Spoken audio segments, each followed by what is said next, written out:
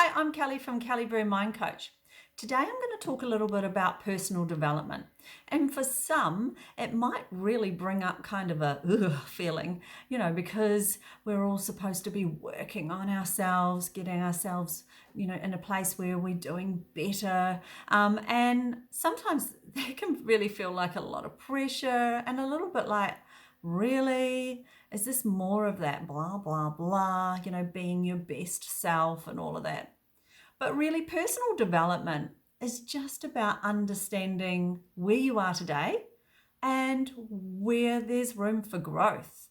How can I really improve on what I'm doing already? And when we think in those terms, some people might be having thoughts about, I should exercise more, or I should go to bed earlier, or I should be able to do that task at work, or better or faster. I should be a better parent. I should be a better daughter. All of those thoughts, and they really have us, rather than what we think is going to happen is motivate us to take action and do those things better, it tends to have us focused on where we're not being our best. I'm not feeling so good about this area in my life, and I feel like I could do better. So the thing about personal development, and where a lot of people sort of throw it out before they even get started, is that there's often some resistance there, and it can be the fear of making changes. And I get that. It can be a little bit scary. Often people, though, are so busy with those shoulds and those have tos, and they've kind of piled it into a great big suitcase and they're sort of lugging it around all the time, that they don't realize that this personal development really is just one step at a time. It's just focusing on one thing and saying, if I did that differently, how would that improve my life? How would that feel to me? Would I be feeling like, yeah, this is good, this is easy, I'm really enjoying this, rather than trying to change everything at once, because that immediately starts to overwhelm us, and any resistance that we have to change is just amplified to the point where it just feels way too hard.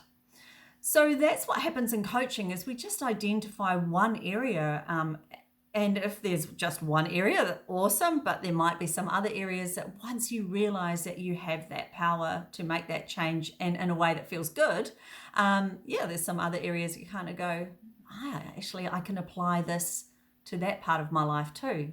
How cool is that? So I guess if you were thinking about that resistance, that fear, one of the things that we always start with is harnessing that power of your mind and actually acknowledging that you don't have to stick with this change. So if you give it a go, if you see how it feels for you by using a new way, a new strategy, using your mind in a different way. And I want to be clear, anybody who is kind of having those shoulds and have tos and kind of feeling like they could do better, but they don't quite know why they're not doing it now, is that you are using the power of your mind. You're just using a strategy that maybe isn't getting you what you really want. So we're not doing things, changing you in any way. We're just giving you new ways of doing it, and you get to try it out. So this is where, that resistance, that fear of change means that you don't have to, if you find a better way of using your mind and harnessing that power in a more effective way, if you don't like the results, you don't have to stick with it. Like, why would you? If you really don't like the results, then don't do it. But why not give yourself the opportunity to see how it does feel and to see if that does work better for you, so that you can feel more relaxed and less of that criticism that we often do really pile on ourselves.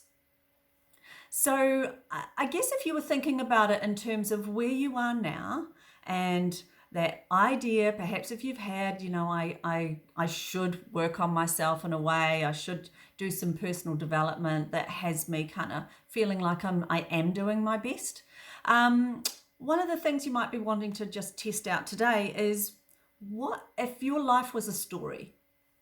And right now, if you think about the chapter that you're in at the moment, and we all get to write our stories, we all get to choose what happens in each chapter by the way that we respond and by the things that we do to our world, within our world, is that what is your chapter called today?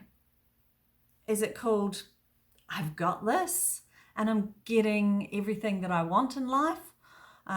Is it called, I've got the greatest relationships and I'm so happy that this is my life? Or is it something else like, yeah, you know what, this is pretty good, but is this it?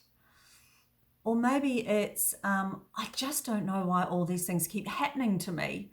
Why does this keep happening? What's going on? What am I doing wrong? So what is the name of your chapter, of where you are today? And then be thinking about, how is this chapter going to end? Where is this story headed? And then be maybe considering just for a moment, what would I like this chapter to be called? Where do I really want this chapter to head? And what is the chapter after this? When I get that, what will that allow for me? So just give yourself a couple of minutes, take in a couple of deep breaths. Just focus on what it is that chapter's called and what you want it to be called. And with personal development, just remember, you can get that from so many different places. Sometimes it's just a number of listening to some podcasts, maybe getting on YouTube and finding some different videos that kind of challenge your perspective at the moment. Or sometimes it's just actually working with somebody who knows how to break through those fears, how to know how to gently take that next step so that it's uncomfortable but not too scary, so that you can test it out and you can decide, is this what I want? Or am I going to go back to that old way, that with that old chapter? So just take a minute, think about your chapter, think about your story and what you want your chapter to be called, and then what that will allow the next chapter to do and be for you. Have a great week, and we'll talk again soon.